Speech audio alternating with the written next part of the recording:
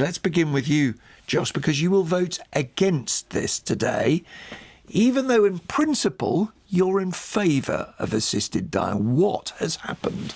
So I think if you'd asked me at any point in my life how I'd vote on assisted dying, I'd have said in favour, because as a principle I support it. I believe in people's right to choose.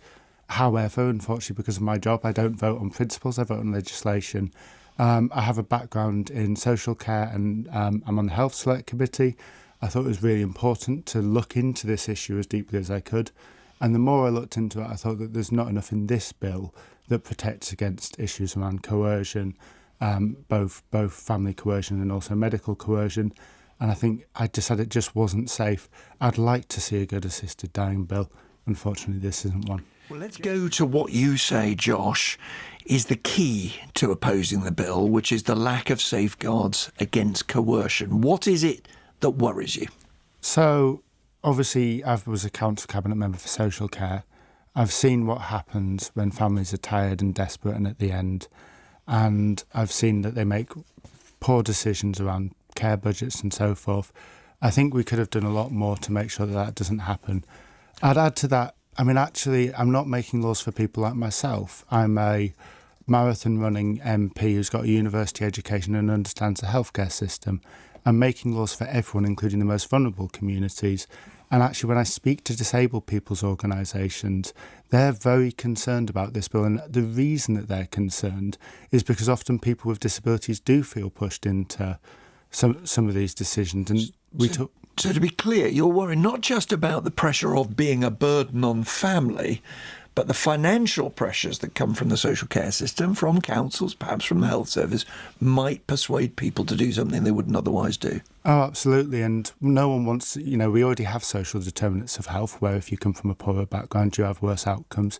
Do we really want to live in a country where we see social determinants of assisted death as well? Could you give the disabled people who've spoken to you, others that you represent, reassurance without inserting into this deeply distressing process a series of kind of legal layers that would make it intolerable for people? I think you can, and I think that one of the issues with the process is that the judgment is still broadly medical and legal, and it's not social and psychological. You have more involvement with a psychiatrist if you want to give up a kidney than you would do under this bill if you wanted an early death. And actually, I don't think that's safe enough, and that's my concern. And so it's not about inserting extra layers, but it's about starting from the person and from the individual, which I think this bill starts from a medical judgment instead. And I've no doubt there'll be people saying to you today, Josh, look, if you're in favour of the principle, and of course there are plenty of people listening and taking part in the debate who for ethical, for religious reasons may be opposed entirely on principle. It's a part of the debate we're not having here today, because mainly people are shifting position, and quite a few MPs have, for the sort of reasons that you two are discussing here. But there may be people who say, don't miss this opportunity. It won't come back for a decade or more. Don't let it go. I have spoken to so many colleagues who are determined to see an end to this and see this done properly.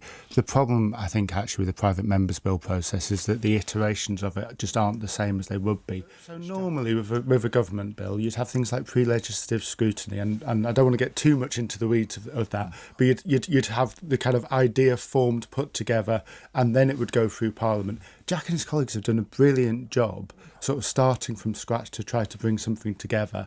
And they have a bill that we can vote on, but it's not had that thinking yet. It's become a bit of a cliche to say it's Parliament at its best having this discussion. Has it been? I think at times it's been Parliament at its best. I think at times it hasn't been. And I think part of that's because people are passionate about it. If we didn't care, we'd be in the wrong job. And this is a matter quite literally of life and death, but it's also a matter of people going through pain that they don't need to.